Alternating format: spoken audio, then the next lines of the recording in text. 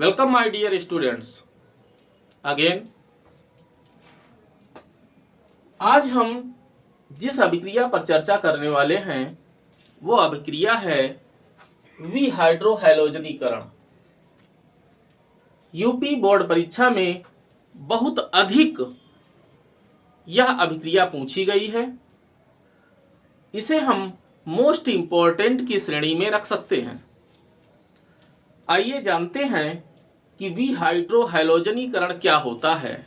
आपको नाम से ही पता चलेगा। वी का मतलब होता है विस्थापित होना, हाइड्रो का मतलब हाइड्रोजन, हैलोजनीकरण मतलब हैलोजन का, हाइड्रोजन और हैलोजन का विस्थापित होना विहाइड्रोहैलोजनीकरण कहलाता है। आइए इसकी परिभाषा जानते हैं। हैलो एल्केन से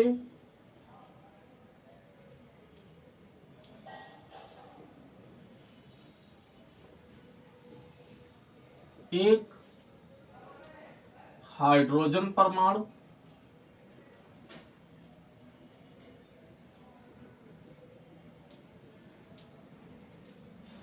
व एक हैलोजन परमाणु का बाहर निकलना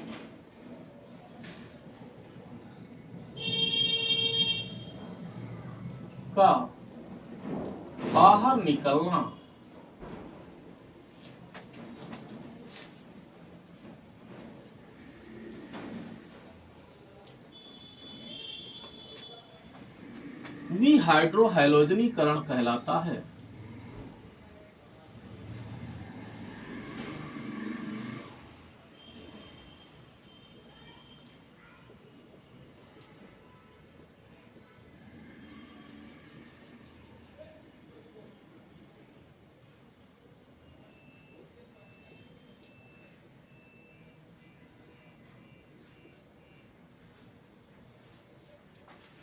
यानी हैलो एल्केन से एक हाइड्रोजन परमाणु व एक हैलोजन परमाणु का बाहर निकलना विहाइड्रोहैलोजनीकरण कहलाता है।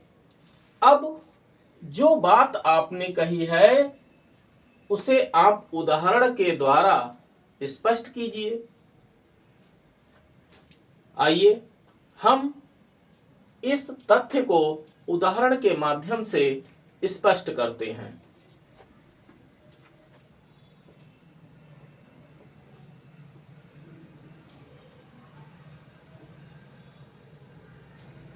सबसे पहले हम एक सामान्य अभिक्रिया देते हैं, फिर हम इसे उदाहरण के माध्यम से स्पष्ट करेंगे। अब होता क्या है कि विहाइड्रोहैलोजनीकरण के फलस्वरूप अगर हम अभिकारक के रूप में हैलो एल्केन लेते हैं तो हम फिर विहाइड्रोहैलोजनीकरण करेंगे किसके माध्यम से? उसके लिए हम एल्कोहलिक KOH का प्रयोग करते हैं और एल्कोहलिक KOH के प्रयोग करने से हैलो एल्केन से एल्कीन का निर्माण होता है। जब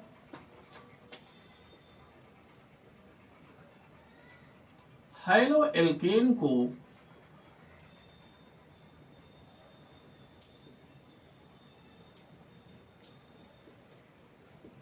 एल्कोहलिक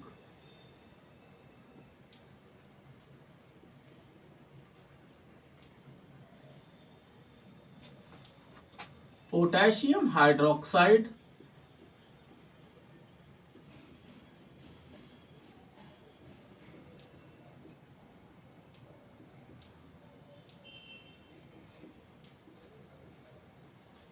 के साथ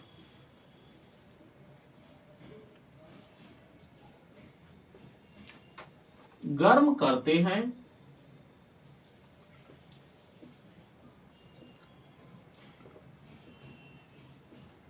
तो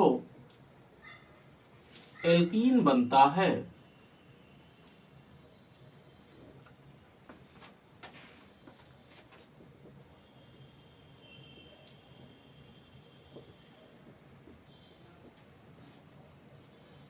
हमने यहां पर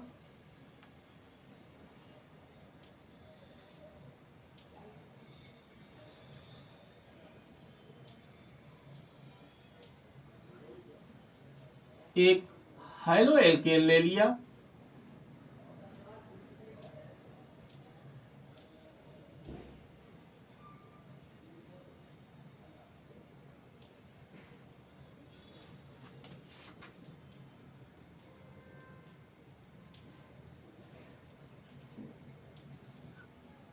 गरम करेंगे तो आपको डेल्टा बना देना है। क्या होता है इस अभिक्रिया में, अगर आप एल्कोहलिक KOH का प्रयोग करते हैं, ये एल्कोहलिक होना चाहिए, यानी KOH एल्कोहल में घुला हो, तो जब हम गर्म करेंगे तो इस हाइलो एल्केन से एक हाइड्रोजन का परमाणु और दूसरा हाइलोजन परमाणु बाहर निकल जाएगा, और जब ये बाहर निकलेगा तो ये जो सिंगल बॉन्ड है ये डबल बॉन्ड में परिवर्तित हो जाएगा। तो क्या बनेगा आपका प्रमुख उत्पाद, RCH double bond CH2 plus, अब सह उत्पाद के रूप में आपको क्या प्राप्त होगा, ये HX के रूप में बाहर निकला, अब HX KOH से क्रिया कर जाएगा, तो KOH प्लस HX ये क्रिया करेंगे, तो ये इतना, ये भाग इसका पुनः अलग होगा, तो OH में जब H जोड़ोगे तो क्या बन जाएगा H2O, और क्या बनेगा KX, तो KX बनेगा और H2O का निर्माण हो जाएगा।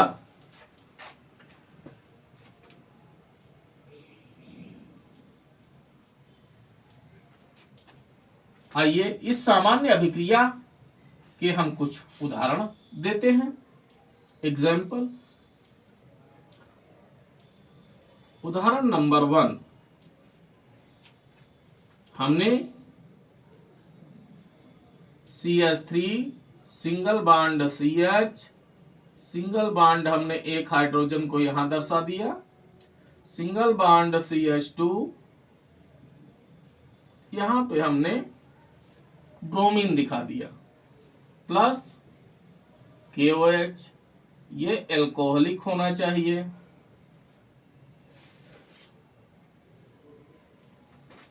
गरम कर दीजिए तो वही होगा जो यहां पे हुआ था कि ये इतना भाग इसका हेलो एल्केन से पृथक हो जाएगा,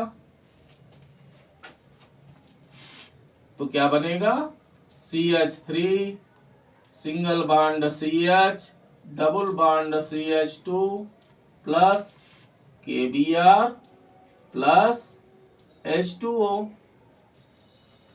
नाम क्या है 1 ब्रोमो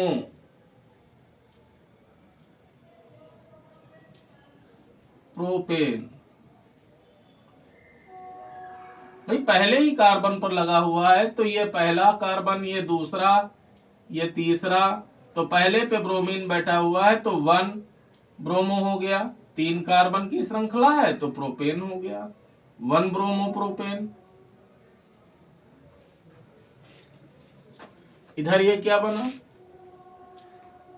प्रोप 1इन भी कह सकते हो या केवल प्रोपीन भी कह सकते हो,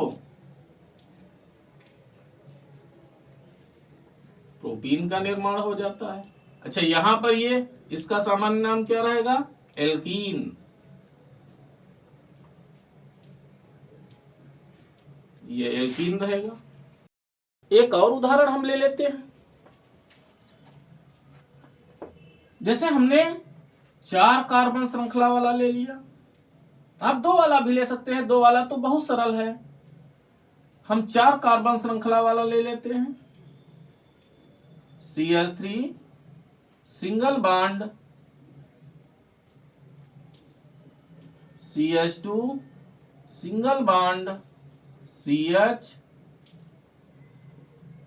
और सिंगल बॉन्ड CH2 और यहाँ पे Cl लगा हुआ प्लस फिर वही KOH, एल्कोहलिक होना चाहिए।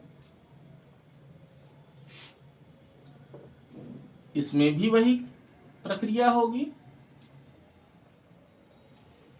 HCl के रूप में बाहर निकल जाएगा हाइड्रोजन और क्लोरीन। तो क्या बनेगा, CH3 single bond CH2 single bond CH double bond CH2 plus KCl plus H2O। नाम क्या है, 1-क्लोरोब्यूटेन।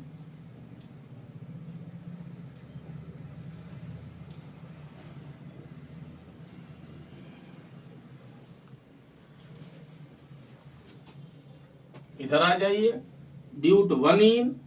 भाई पहले कार्बन पर ही डबल बॉन्ड बैठा हुआ है, दूसरा तीसरा चौथा, तो क्या हो जाएगा, ब्यूट 1-इन।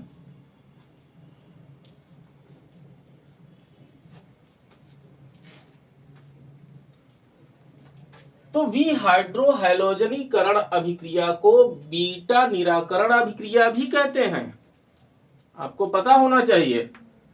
इस अभिक्रिया को बीटा निराकरण अभिक्रिया भी कहा जाता है। क्यों कहा जाता है, आइए एक उदाहरण से हम इसे समझते हैं। जैसे हमने एक हैलो एल्केन लिखा, जिसका कि पीछे हमने उदाहरण दिया था।